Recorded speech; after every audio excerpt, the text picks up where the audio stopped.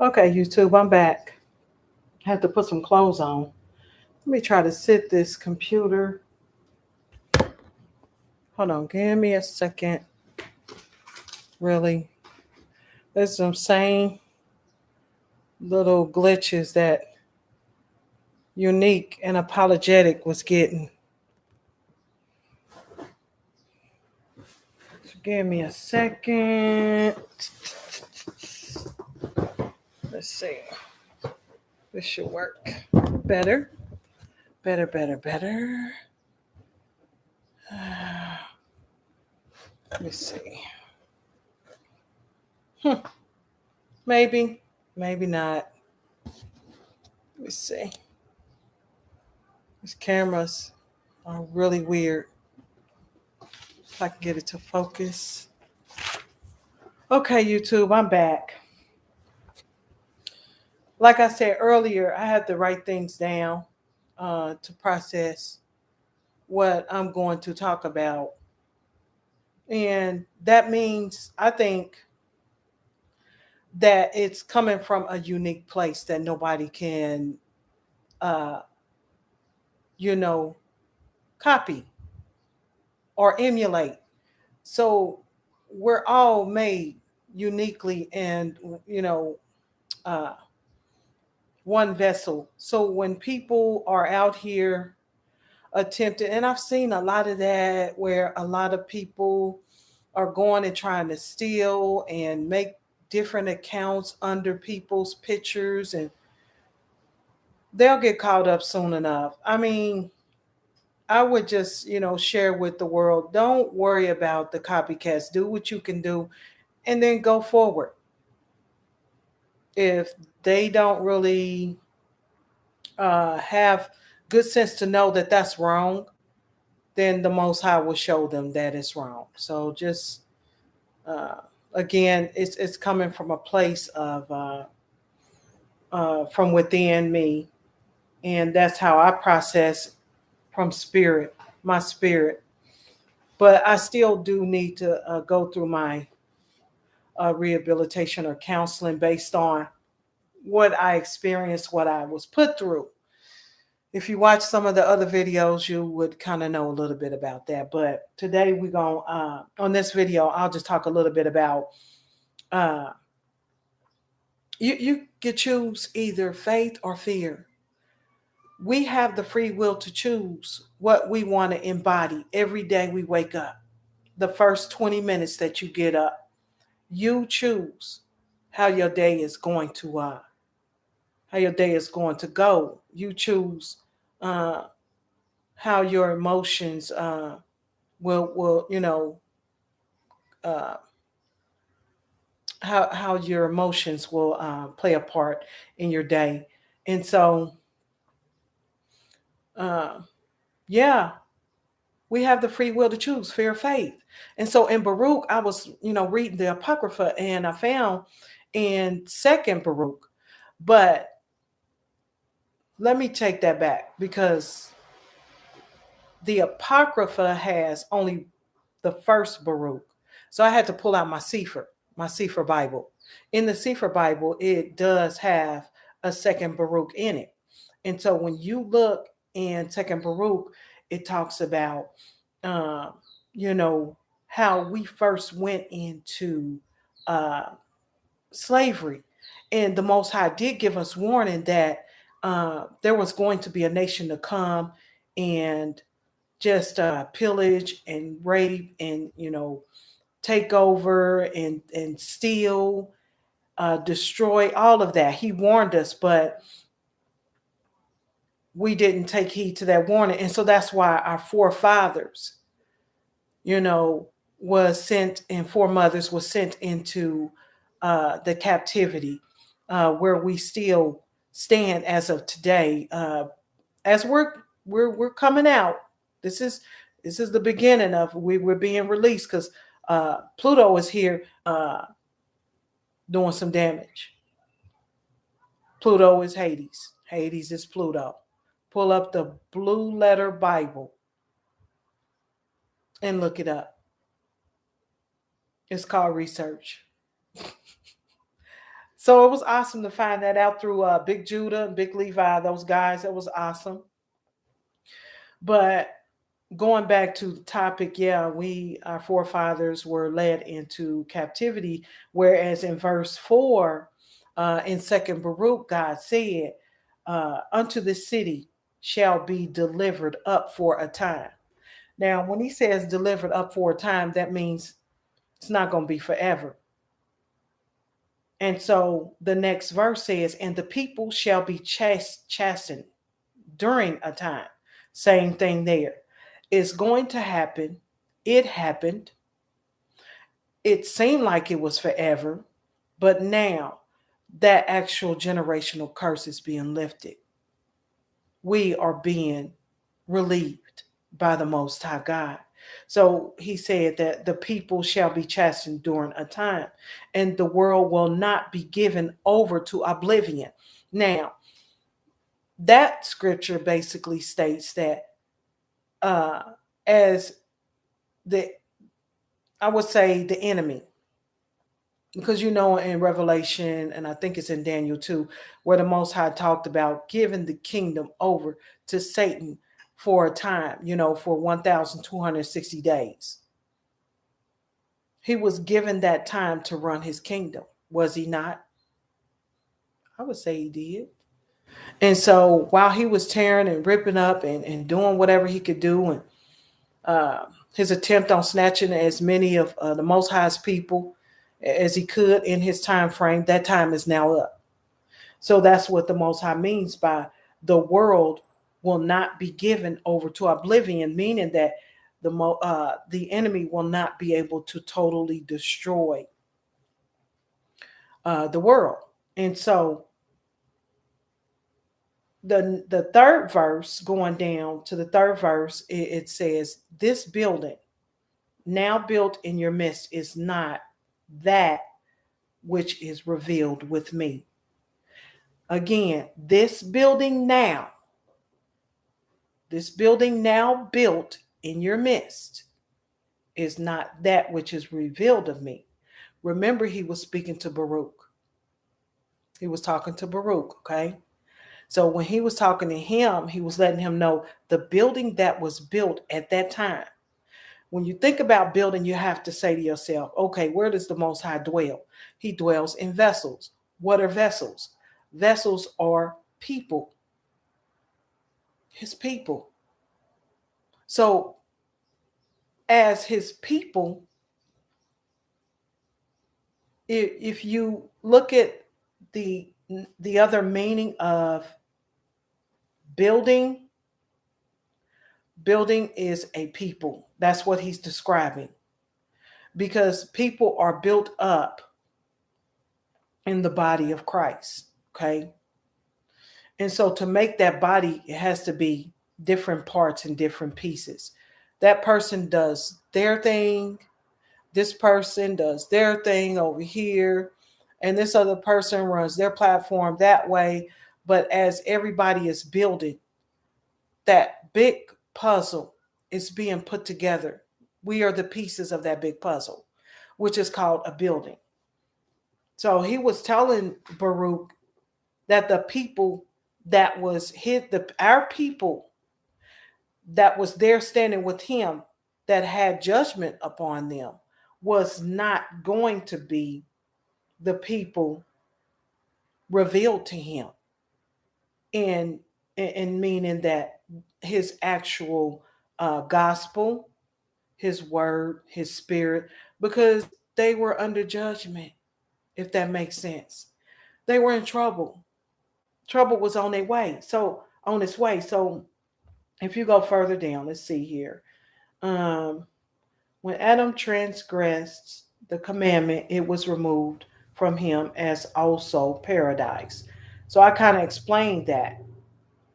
And it was basically, if you look at it, it's a process that the Most High is doing. Things don't happen like that.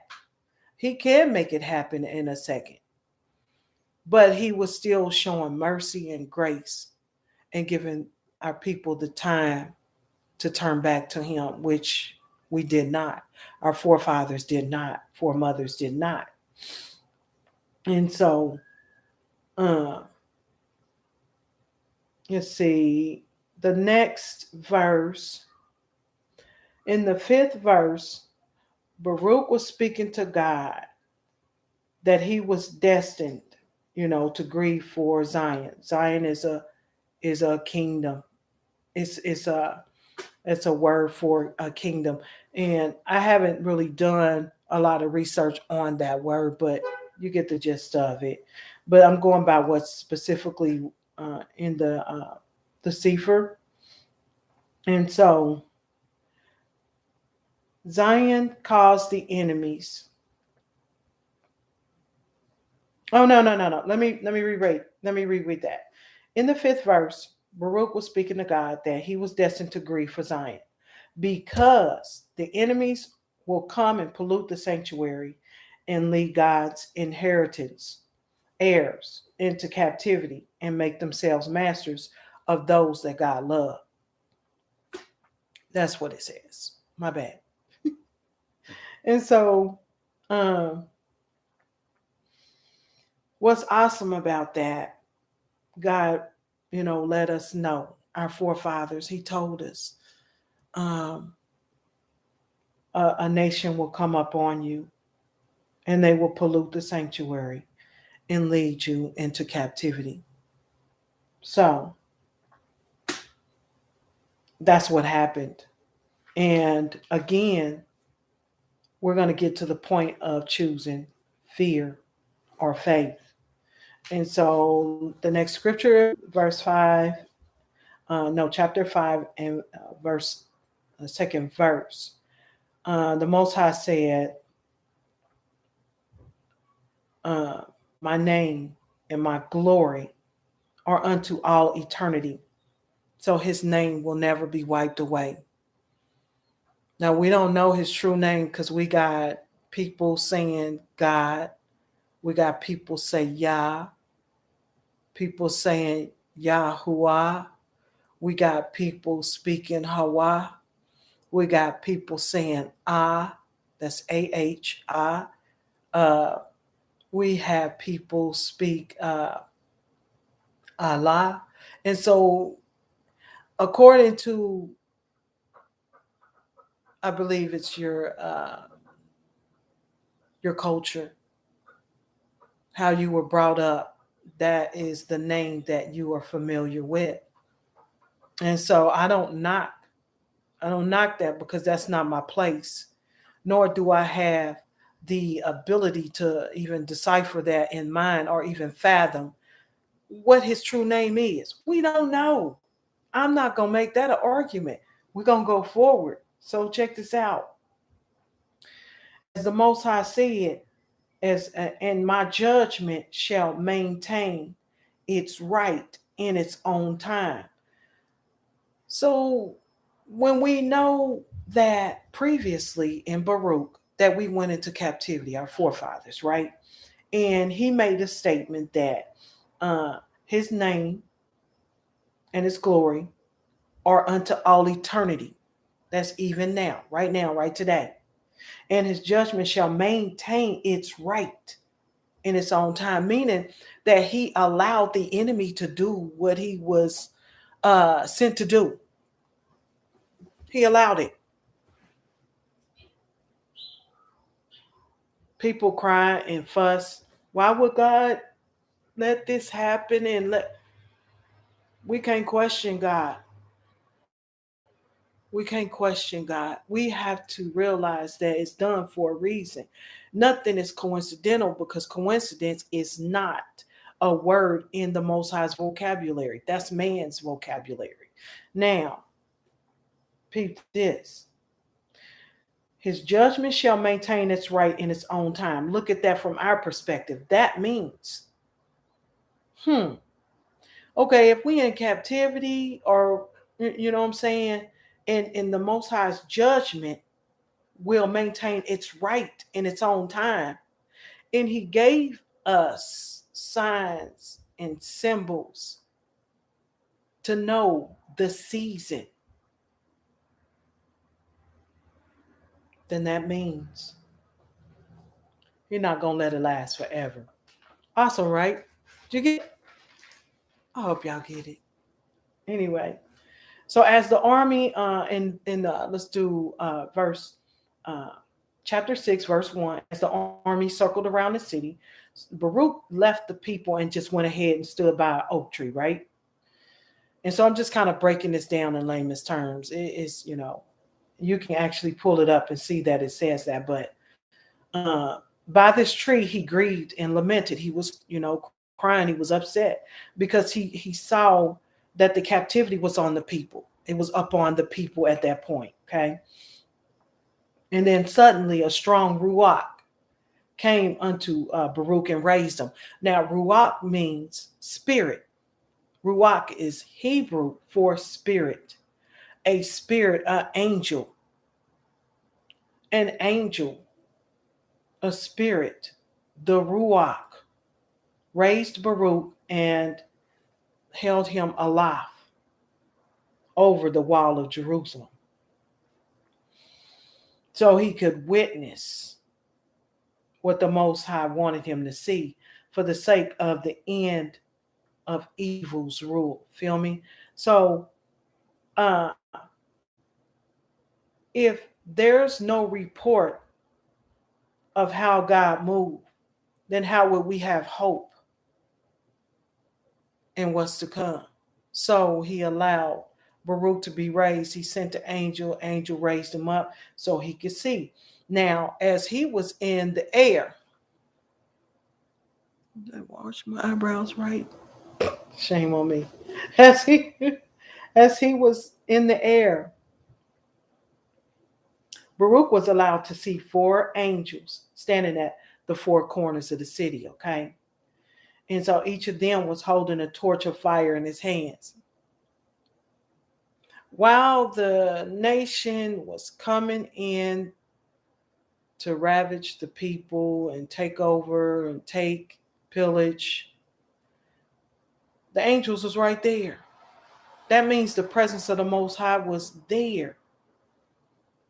And so he saw another angel which began to descend, from heaven, coming down unto them, and told the other angels, the other four, he said, hold your lamps and do not light them until I tell you to. For I am first to speak a word to earth and to place in it what was sent by the Most High that had commanded him to do so. Okay. Baruch was allowed to witness this. That's so good. And so knowing that angels was also basically helping the enemy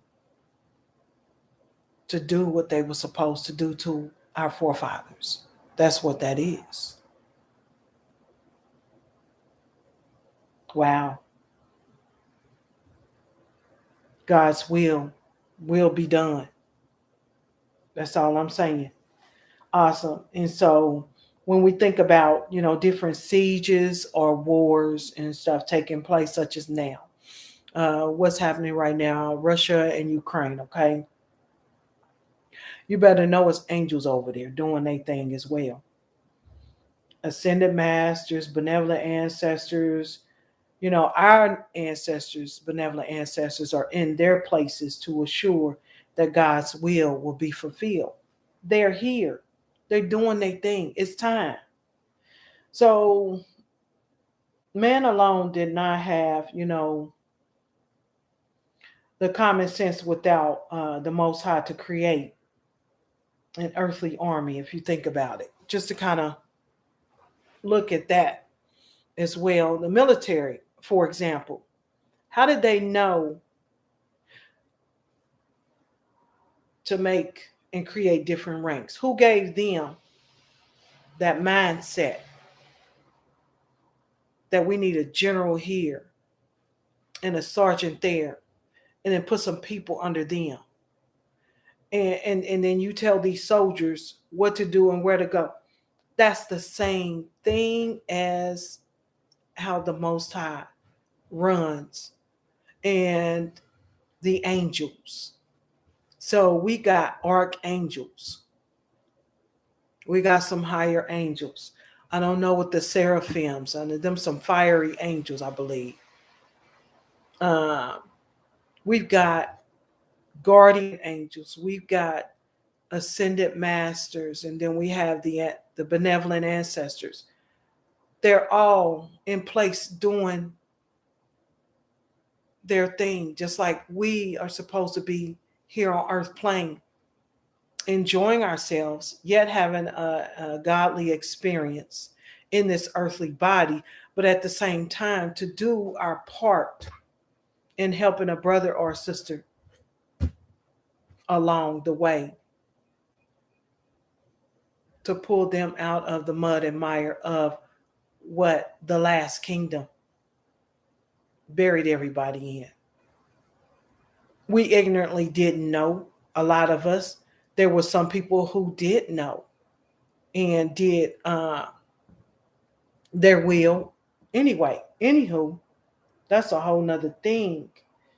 But yeah, shoot, these wars, it's like the Most High is always there. So to choose faith and to know that everything is still under his control is awesome to know. And it's a feeling of comfort. Know that his rod and his staff is right there. All we got to do is call on him. So let me go to the next page. What else did I have?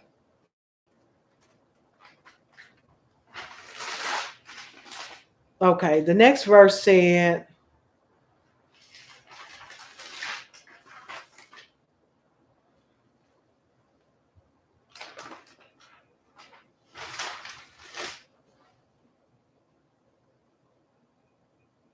what is that?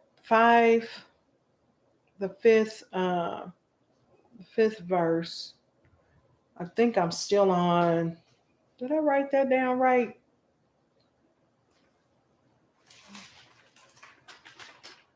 And as I go, I think I'll get more organized. This is kind of,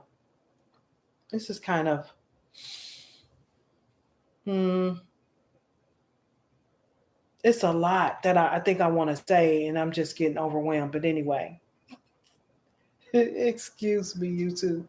If we say unto them, it says, the Most High said, if they ask you, for how long should this happen?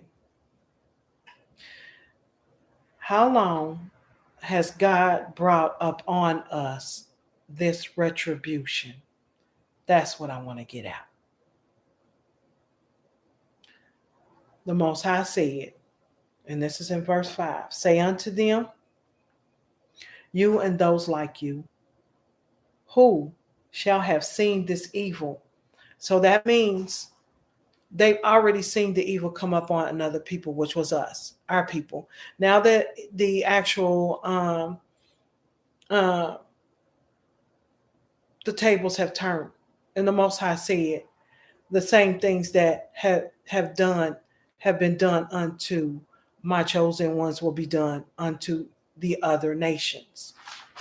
So basically, that's what he's talking about, that those like you who shall have seen this evil, and they saw us go into captivity. This is the evil and retribution which is coming to you and upon your people in its destined time, that the nations may be thoroughly smitten. I mean, he said it out his own mouth. I didn't say it. I'm the middleman. I'm the middleman. So if any other nation, or ethnicity, person of ethnicity, whatever, or sometimes it's not about ethnicity. It's the blood. I believe it goes, just that deep, as you know who you are, you know what role you play. So it just, apply it where it falls. But basically, he's telling us that this is the evil and retribution that is coming upon to your people in its destined time. Again, he allowed evil to do and run its course until So much of it was done that it reached the heavens, and the Most High said, okay, time, time is up. The celebrities been yelling it since what, 2018, 2017, probably. That's what they were speaking of. That that verse or that phrase, time is up. Time's up. They were speaking of that kingdom, that particular kingdom back then, 2018, 2017, 2019. It's up. The time's up. It's done. It's finished. It is over. And so at that point, it was up to people to choose what side they was going to roll on, just in layman's terms. I'm trying to connect spirituality with uh, this material realm in layman's terms, if that makes sense. Because when we went to the churches, okay, we used to go to church. The church would say, maybe read a few verses or something like that, right? And then they would add on their stories.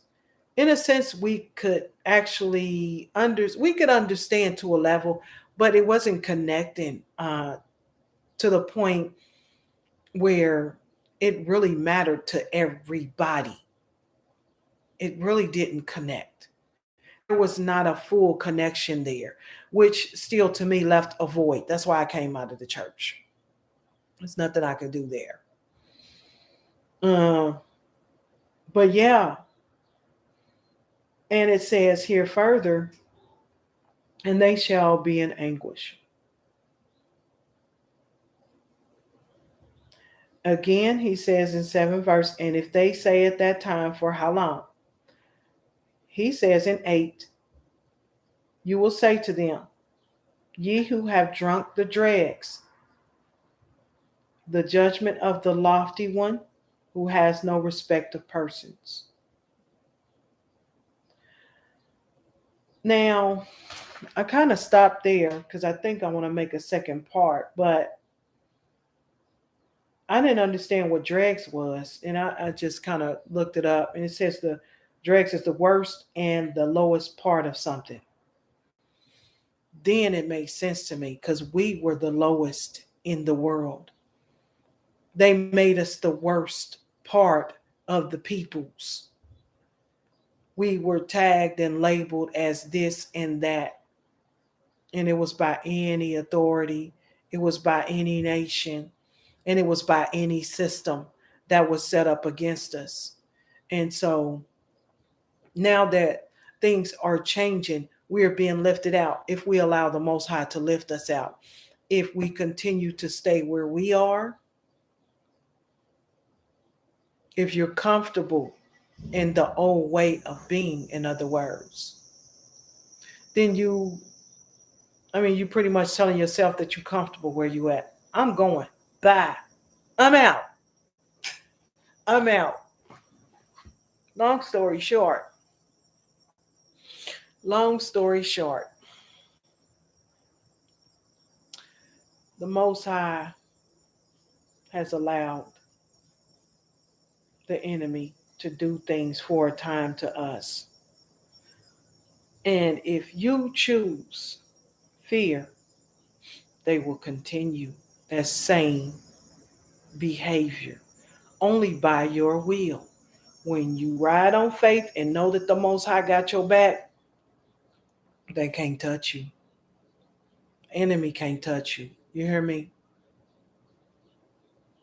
And they could throw up any facade and any illusion, any scare tactic, all that crap they used to, the gang stalking and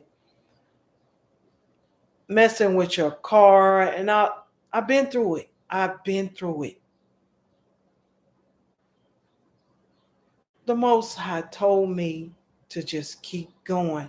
You know what this is. You got something to do for the kingdom. And right now, he got me in the beginning stages. I'm a little rough right now around the edges, which is okay. I'm cool with that. But in my own skin, my own authenticity, me, not looking to be like somebody else or trying to be uh, uh, like that channel or this channel. I'm trying to perfect my channel into uh, passing along information that people would need to again come up out of her, my people. That's what the scripture says. Uh, come out of her, my people. It's time, y'all. And the Most High is still, it's a process, just like when the nations were coming, when they were on their way to come up on our forefathers. It didn't happen right away. It was a process. He had told them some years. It was some years that they had a chance to, return to the Most High. And again, now he's given us some time to come out. Use this time to come out the best way you can. It's not really something you could do overnight. It is a process, and he's giving you that time. We have the time right now, but uh, we still we still need to move. We need to make some type of movement, if that makes sense. So I'm gonna get off here, YouTube, and I'm gonna keep pushing my little messages the best way I know how. And spirit processes things to me in ways that I couldn't imagine, but I get it. I understand it, and I hope you understand it too. I hope that I'm making sense, in other words. So you can share this message, you can comment and give me some pointers and tips. I accept criticism. It doesn't bother me. I've been criticized my whole life, so I'm used to it. I'm numb to it. I use criticism as a stepping stone. Let it take you higher. You feel me? That's it. I don't look at it in a negative way. If people, try to use criticism to hurt others, that's their nasty attitudes and their nasty character. Let them deal with that. Let the Most High, and them, that's their business. But when criticism comes to me, I look at it as a way of learning. And don't get me wrong, don't get it twisted. I know what to filter. Because if you saying some stuff and you think you trying to tell me, I know what to filter, you know. So, YouTube, thank you. And I'll be back with another message. And as I continue to mess with my channel and play with it, I'm learning. This is a learning process for me. And it's fun at the same time uh, during this pandemic, spiritual pandemic as well. If nobody sees that it's a spiritual pandemic, it's a period of time for people to raise up out of this old way of being and renew your mind. And also, the Most High is making it for the good of his his kingdom. The actual pandemic is doing what it's doing. If you covered, you covered. If you're not covered, get covered. Call on the Most High. All right, YouTube. I love you. Like, subscribe, and share. Comment.